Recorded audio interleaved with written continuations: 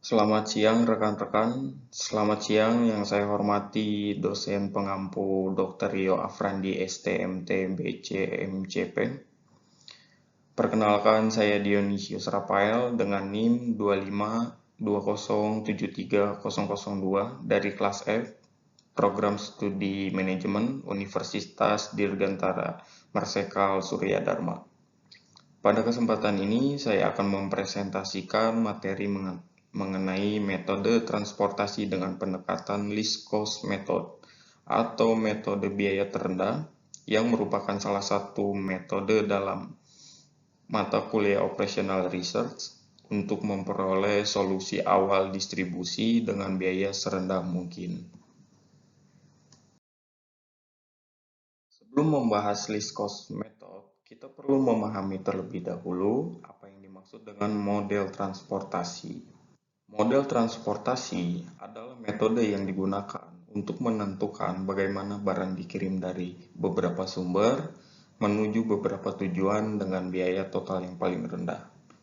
Dalam model ini terdapat 5 komponen utama. Yang pertama yaitu sumber, yaitu tempat asal barang seperti pabrik, tujuan yaitu tempat penerimaan barang atau gudang, biaya yaitu ongkos pengiriman setiap unit barang, supply yaitu kapasitas barang yang tersedia, demand yaitu jumlah kebutuhan pada setiap tujuan. Tujuan akhir adalah memenuhi seluruh kebutuhan tanpa melebihi kapasitas yang tersedia, sekaligus meminimalkan biaya distribusi. Selanjutnya, dalam metode transportasi terdapat beberapa cara memperoleh solusi awal. Yang pertama adalah northwest corner, yaitu metode paling sederhana karena dimulai dari pojok kiri atas tanpa mempertimbangkan biaya. Yang kedua adalah least cost method, yaitu metode yang menjadi fokus pembahasan kita hari ini. Metode ini selalu memilih rute dengan biaya paling rendah, sehingga hasilnya biasanya lebih ekonomis. Sedangkan metode ketiga adalah Vogel Approximation Method, yang menggunakan perhitungan penalti sehingga umumnya menghasilkan solusi awal yang paling mendekati solusi optimal. Selanjutnya, least cost method memiliki beberapa karakteristik utama. Yang pertama, metode ini selalu memprioritaskan biaya pengiriman yang paling murah. Yang kedua, setelah dilakukannya alokasi, nilai supply dan demand akan terus dikurangi sampai satunya habis. Ketiga, metode ini biasanya menghasilkan solusi awal yang lebih baik dibandingkan northwest corner. Namun, metode ini hanya memilih biaya yang paling kecil pada saat itu, sehingga belum tentu menghasilkan solusi terbaik secara keseluruhan. Untuk slide selanjutnya, kita bisa lihat ada contoh terdapat 3 pabrik yaitu A, B, dan C, serta 3 gudang yaitu X, Y, Z. Masing-masing memiliki kapasitas supply, kebutuhan demand, dan biaya pengiriman yang berbeda. Jika kita lihat matriks biaya terkecil adalah $1, yaitu pada rute pabrik A menuju gudang Z. Selain itu, total supply sebesar 100 unit sama dengan total demand yaitu 100 unit. Sehingga kasus ini disebut balance transportation problem atau masalah transportasi seimbang.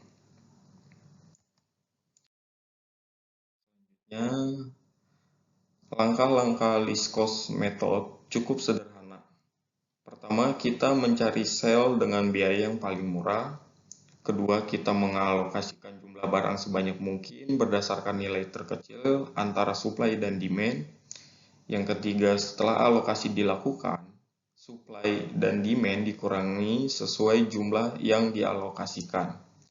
Jika salah satunya sudah habis, maka baris atau kolom tersebut dieliminasi. Terakhir, proses ini diulangi sampai seluruh kebutuhan terpenuhi.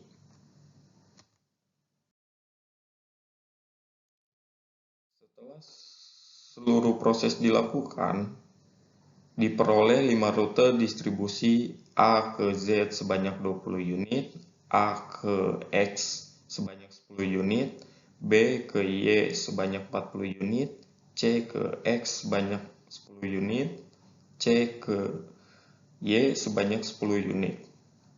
Dari seluruh alokasi tersebut diperoleh total biaya distribusi sebesar $310. Nilai ini merupakan initial feasible solution, yaitu solusi awal yang layak sebelum dilakukannya pengujian optimalisasi. Selanjutnya, pada slide ini kita dapat menunjukkan bagaimana total biaya sebesar $310 diperoleh, yaitu dengan salah satu caranya adalah mengkalikan jumlah unit yang dikirim dengan biaya per unit pada setiap rute. Seluruh hasil perkalian tersebut kemudian dijumlahkan sehingga menghasilkan total biaya distribusi sebesar $310. Dibandingkan dengan metode Northwest Corner, hasil ini umumnya memberikan biaya yang lebih rendah.